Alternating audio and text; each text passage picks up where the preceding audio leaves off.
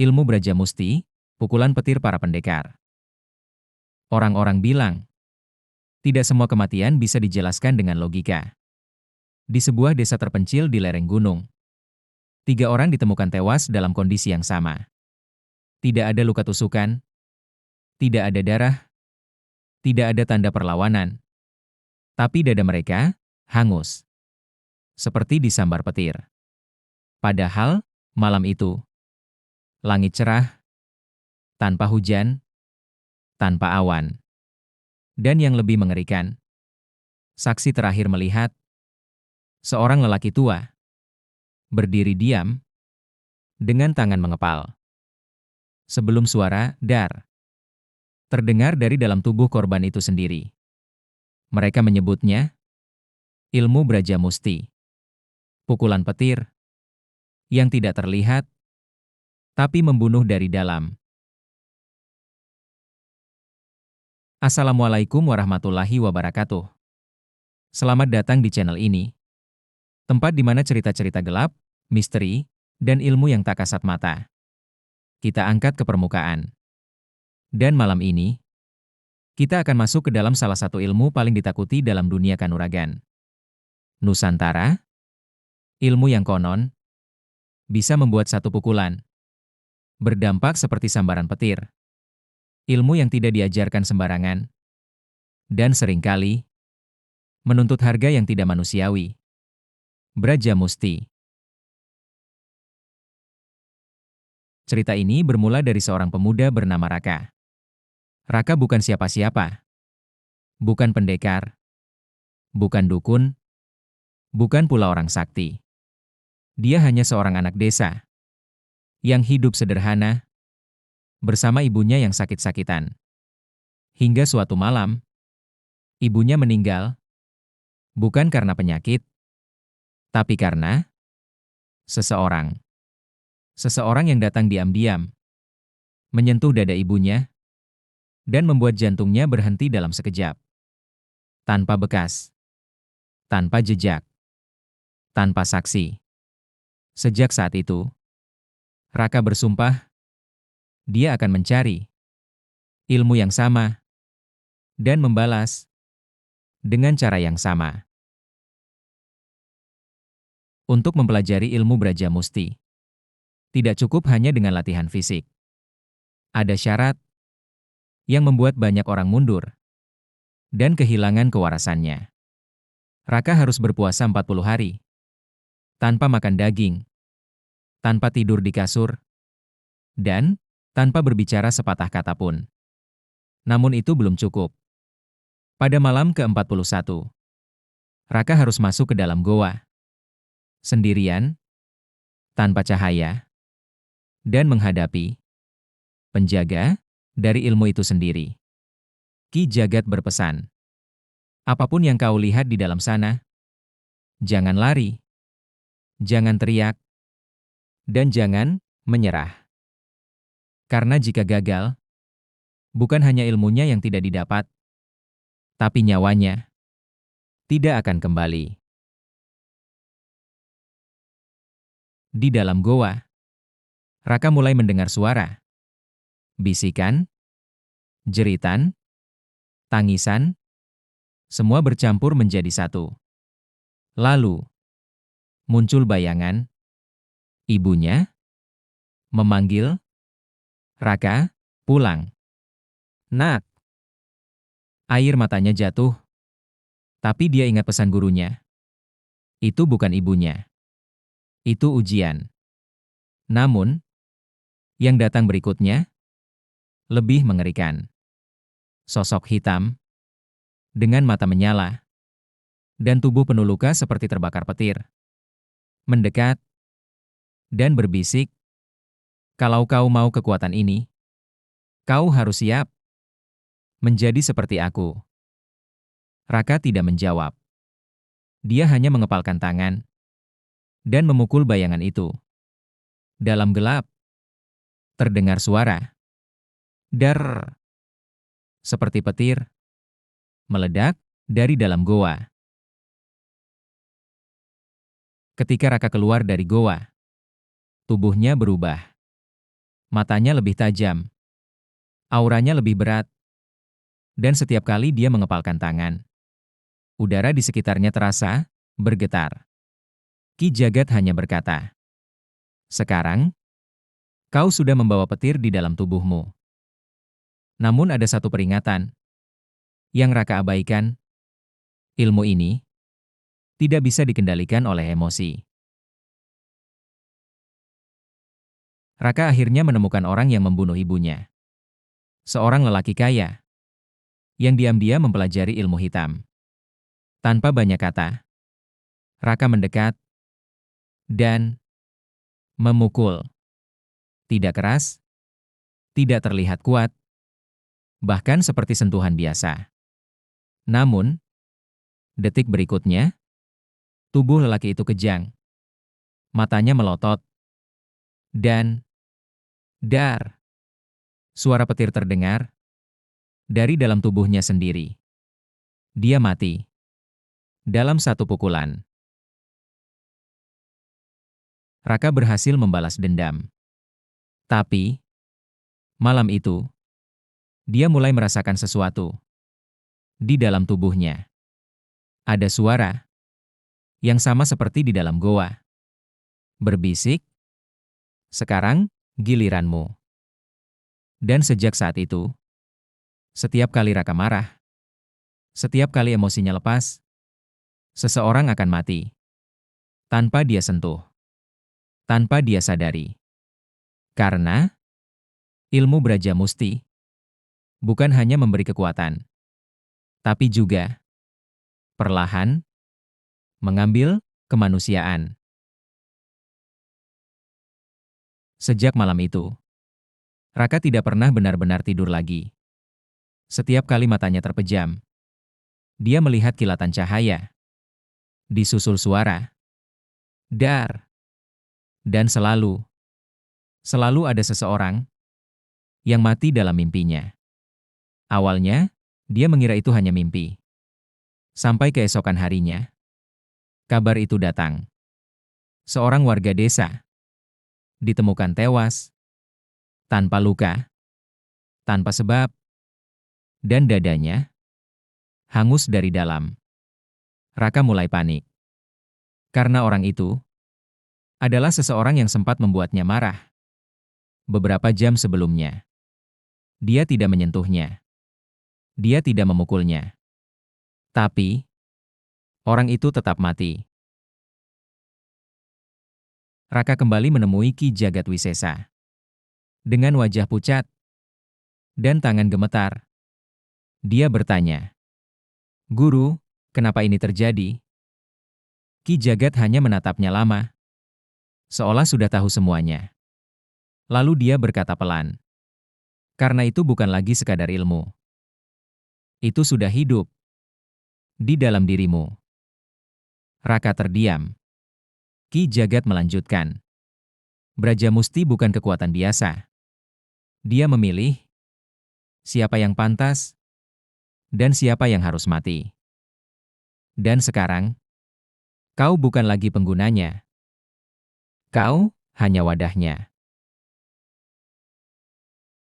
Sejak saat itu, kematian mulai terjadi tanpa pola. Seorang anak kecil yang tidak bersalah tiba-tiba kejang dan mati. Seorang wanita tua yang bahkan tidak mengenal Raka jatuh di tengah jalan dengan dada terbakar dari dalam. Raka mulai kehilangan akal. Dia mengurung dirinya, menjauh dari semua orang. Takut kalau emosinya sedikit saja terpancing, akan ada nyawa lain yang hilang. Namun, yang paling mengerikan adalah saat dia sadar bahwa kadang dia merasa puas setiap kali suara petir itu muncul. Suatu malam, Raka duduk sendirian di dalam rumahnya yang gelap. Tiba-tiba, dia mendengar suara dari dalam kepalanya sendiri. "Kau mulai menikmatinya, bukan?" Raka terkejut. Dia melihat ke sekeliling. Tidak ada siapa-siapa. Jangan bohong, aku bisa merasakannya. Setiap nyawa yang hilang membuatmu semakin kuat. Raka memegang kepalanya, berusaha menahan suara itu. Siapa kau? Dan suara itu tertawa. Aku adalah petir yang kau bangunkan. Aku adalah Brajamusti. Raka kembali ke hutan, mencari Ki Jagat. Namun kali ini, suasana berbeda. Hutan terasa lebih sunyi, lebih dingin, seolah ada sesuatu yang berubah. Saat dia sampai, Ki Jagat sudah menunggunya. Namun, tatapannya berbeda. Lebih berat. Lebih menyeramkan. Sudah terlambat, Raka. Raka gemetar. Guru, tolong saya. Ki Jagat menggeleng pelan. Dulu, aku sudah bilang. Ilmu ini bukan untuk manusia. Dan sekarang, dia sudah sepenuhnya bangun. Raka jatuh berlutut. Apa yang harus saya lakukan? Ki Jagat menatapnya dalam. Lalu berkata, hanya ada satu cara. Matikan sumbernya. Raka terdiam. Dan sumbernya. Ki Jagat menunjuk dada Raka. Adalah kamu sendiri. Untuk pertama kalinya, Raka sadar bahwa musuhnya bukan lagi orang lain, tapi dirinya sendiri. Malam itu, di tengah hutan, Raka duduk bersila, menahan seluruh emosinya, menahan seluruh amarahnya. Namun, suara itu kembali muncul. Kau tidak bisa membunuhku, karena aku adalah bagian darimu.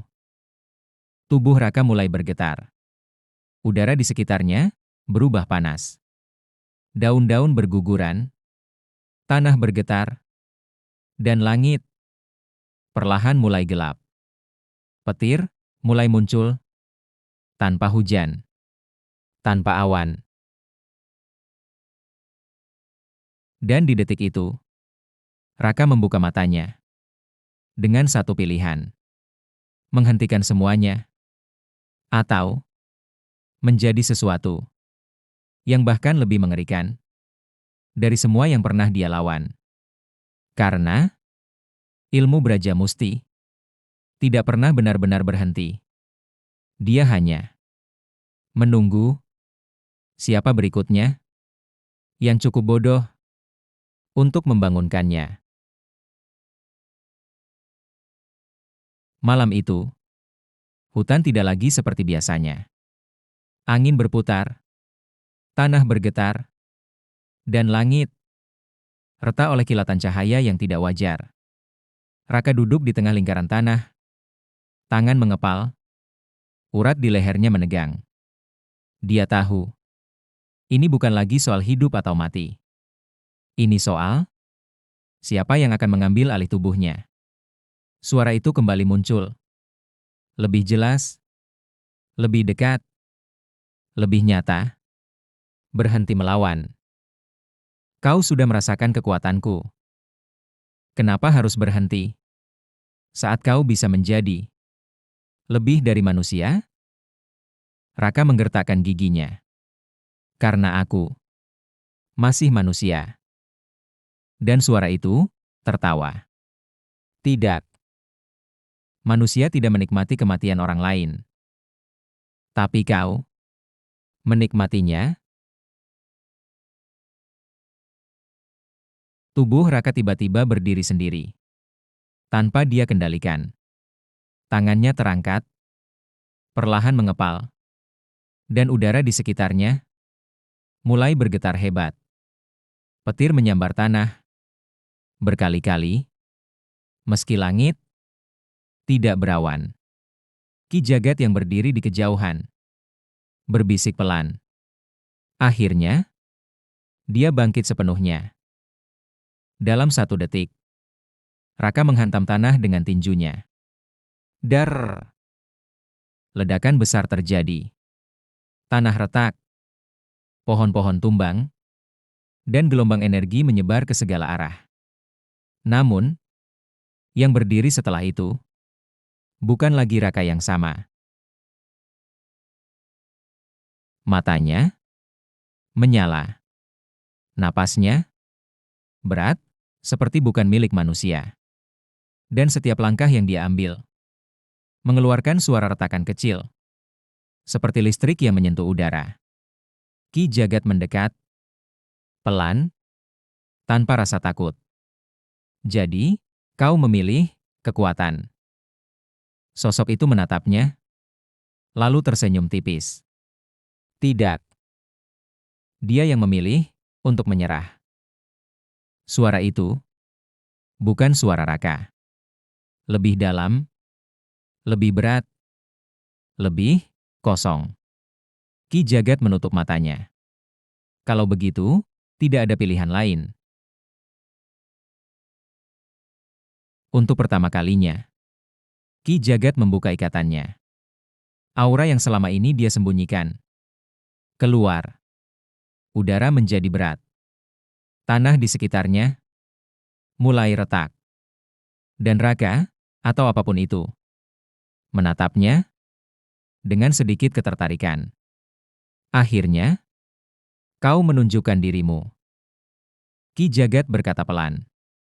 Kau pikir, aku hanya seorang guru.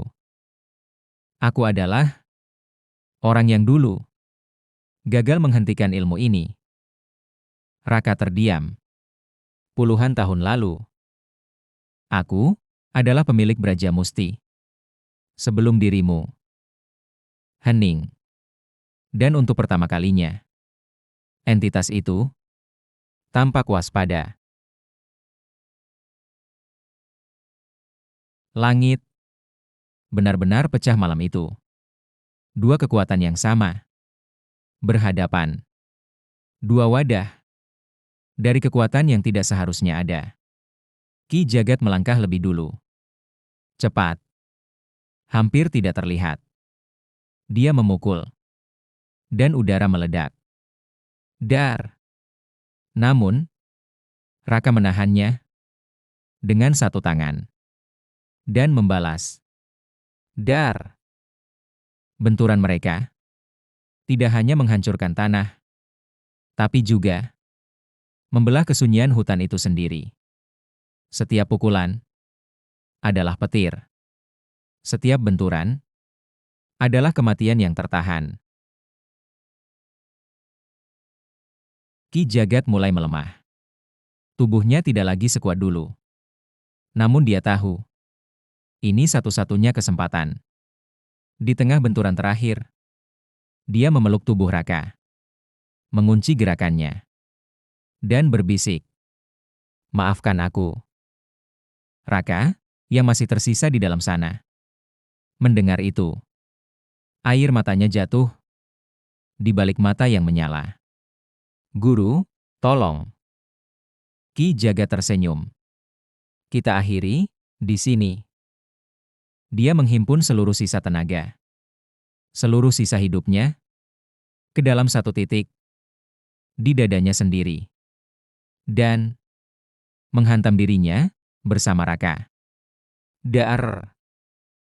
Ledakan paling besar malam itu terjadi. Cahaya menyilaukan, suara memekakan, dan kemudian sunyi.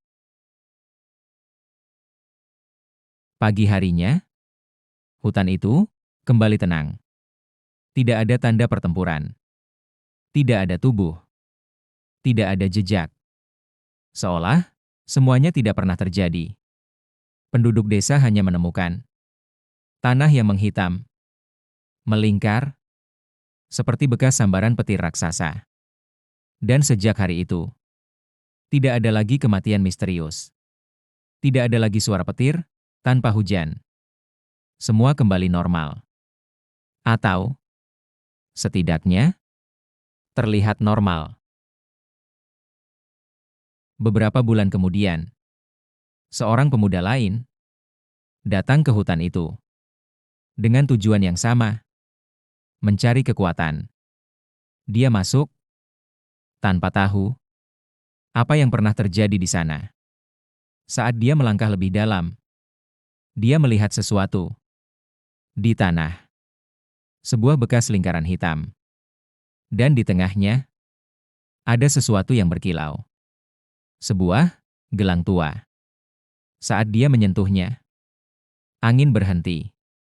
Hutan mendadak sunyi. Dan dari dalam kepalanya, terdengar suara yang sama yang dulu didengar Raka. Akhirnya, aku menemukan wadah baru. Pemuda itu terdiam. Matanya perlahan berubah. Tangannya mengepal. Dan di kejauhan, langit yang cerah tiba-tiba berkilat. Dar, ilmu seperti Braja Musti tidak pernah benar-benar hilang. Dia tidak mati. Dia tidak musnah. Dia hanya berpindah, menunggu orang berikutnya yang cukup nekat untuk mencarinya. Dan mungkin, tanpa kita sadari, ilmu itu tidak hanya ada di cerita, tapi masih hidup di dunia kita sekarang. Kalau kalian sampai di sini, berarti kalian sudah mengikuti cerita ini sampai akhir. Menurut kalian, kalau ada kekuatan seperti ini di dunia nyata, apakah kalian akan mengambilnya? Atau justru menjauhinya? Tulis jawaban kalian di komentar. Dan ingat, tidak semua kekuatan layak untuk dimiliki manusia.